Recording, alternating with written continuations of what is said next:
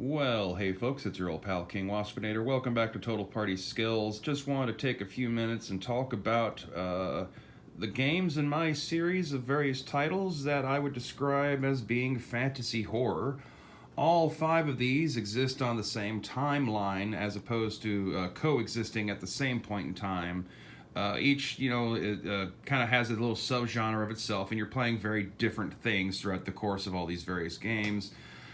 Starting off in the ancient BC era, we have Expedition to Ancient Egypt and Pax Luporum, Werewolves of the Republic.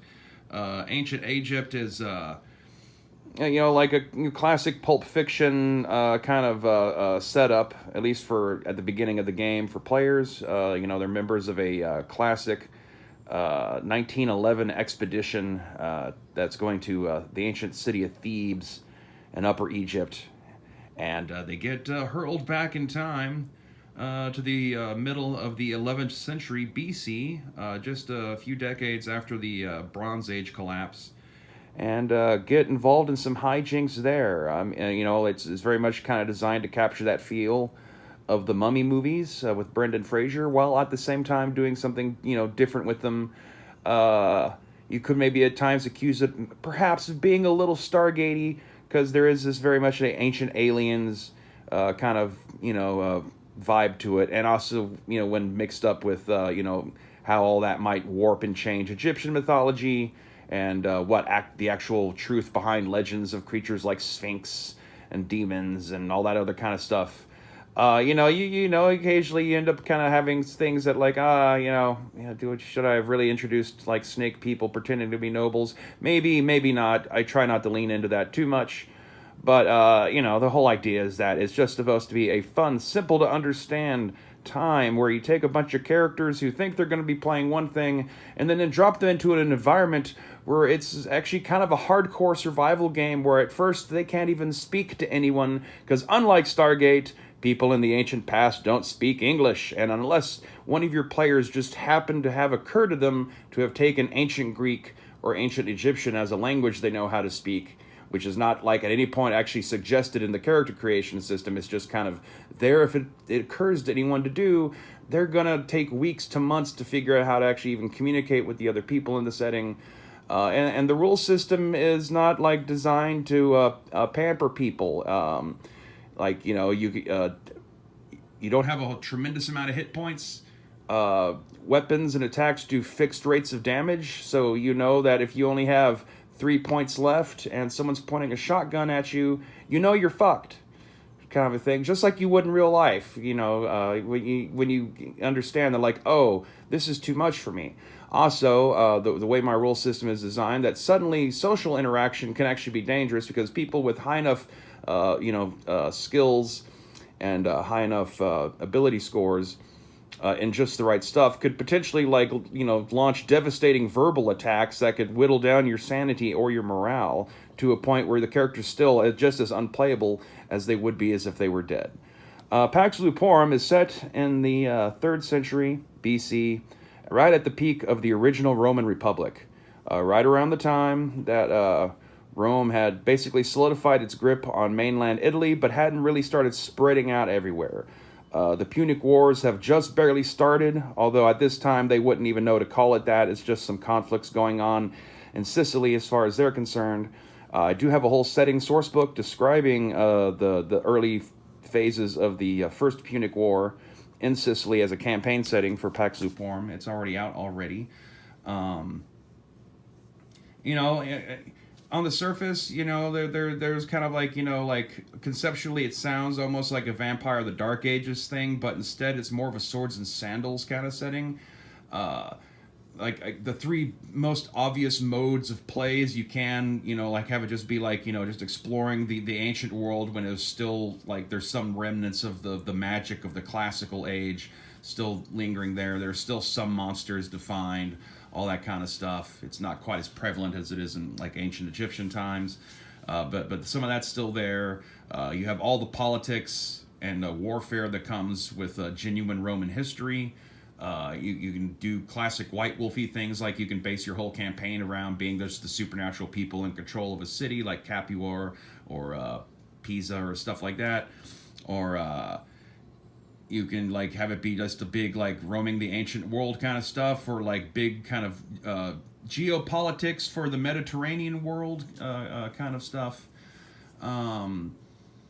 Also, because of the fact that like the three supernatural groups that are described as for player characters are werewolves, obviously, as the main like Roman-centric ones, but also optionally you can play Greek-style Olympians, who are like actually psychic aliens from Mars after Mars, had its little cataclysm and is, now looks as we know it today.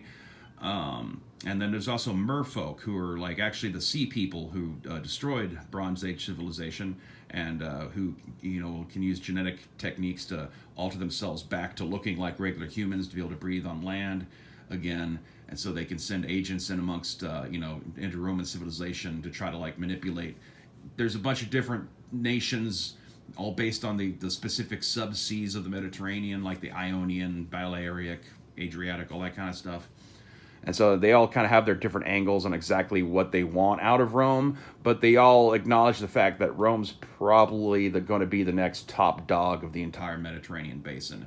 And so they're already kind of lining up to take sides in the emerging conflict between Rome and Carthage. Then we jump forward to the 19th century AD. These are a couple of the more lighthearted games. First, we got Cowgirls versus Zombies.